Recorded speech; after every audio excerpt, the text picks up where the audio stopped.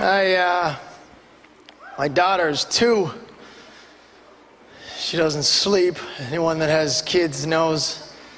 Here's a scary thing though. For the first 18 months, she'd get up 3 times a night. 1 o'clock, 3 o'clock, 5 o'clock. We never slept. And then the first time she sleeps through the night, you still don't sleep. Because it's 7 in the morning, you're lying in bed going, oh my God, she didn't wake up. You think she died. That's what happens. But you're so tired that you think, well, there's nothing we can do now, I guess. She would want it that way. Yeah, let's sleep. Marriage is great. Here's what I thought. Like, I'm a guy's guy. I don't know how to explain that to women, to my wife. I think it has a lot to do with my love of sports. I love hanging out with my buddies. When I got married, I didn't realize that my wife and some women don't like that so much. It's a double standard. Like, we love you just as much as you love us. But there's not a guy in this room that has a wife or a girlfriend that if they came up to you and said, honey, a bunch of girls are going to Florida, and I just wondered, maybe I could go. Every guy in here would be like, yeah, go.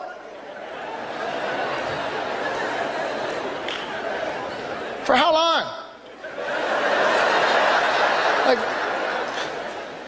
it's not because we don't love you, but we know we can now do stuff, whatever we want. We don't need to ask, because this is how marriage works. And this is inside for women.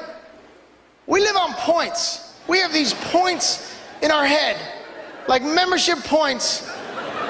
And we do nice things for you, and we build up all these points. That's how we live now.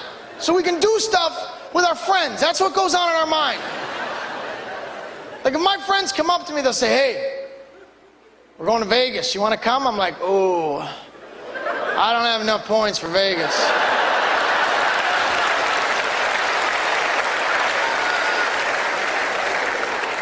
I could go for a bike ride. You want to do that?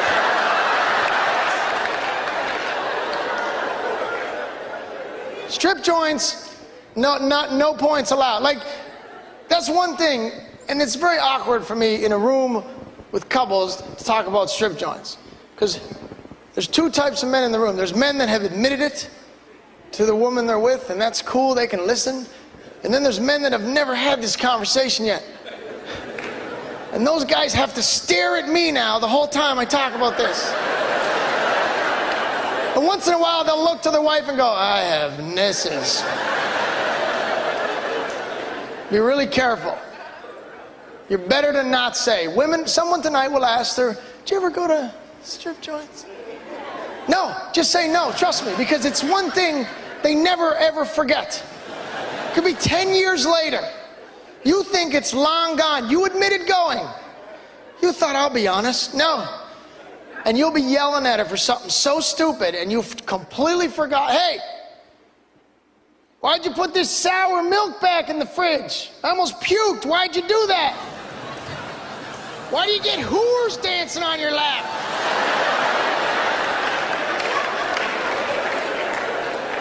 It's whore. You know how much it costs for 2? It's whore. It's singular, okay? Can't afford 2 at once. I was a teacher. I lied a lot. Teachers are the best liars in the world. I lost a whole set of exams, grade 12s.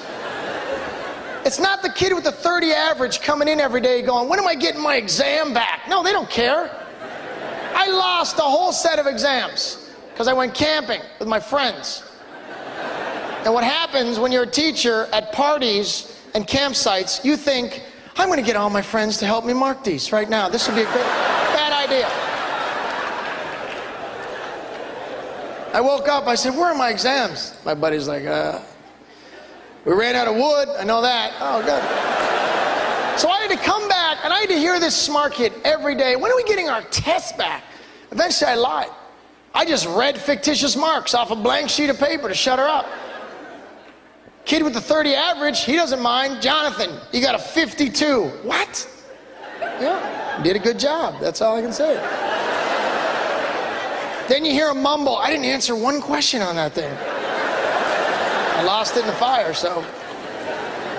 Jennifer, you got 95. What? I thought I did. Could I see it? Okay, you got 98 now. What do you want? Doesn't matter. I don't have it. I got drunk and I lost it.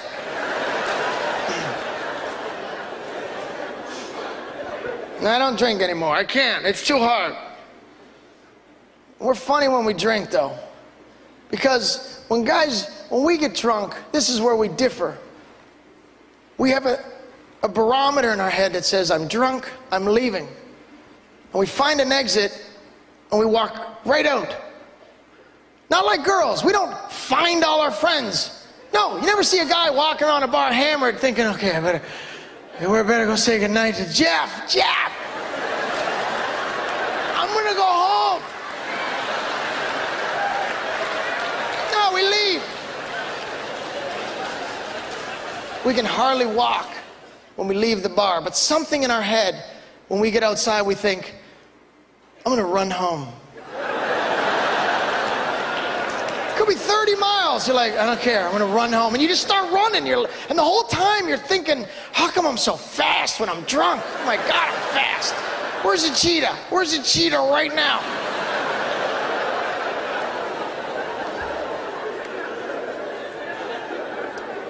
Here's what I do now. I don't get drunk much, but when I do, I get so wasted. And I always drive to the bar now. But I don't drive home. And I tell people, you want to have fun? I get drunk and I sleep in my car. And then I phone OnStar. I tell you, it's fun. They don't have a clue what's going on. I yell at the girl, OnStar! She's like, oh my God, what happened? I'm hammered, that's what happened. Listen, I'm in my car, I'm not driving, but I'm exhausted. I need you to lock all the doors for me.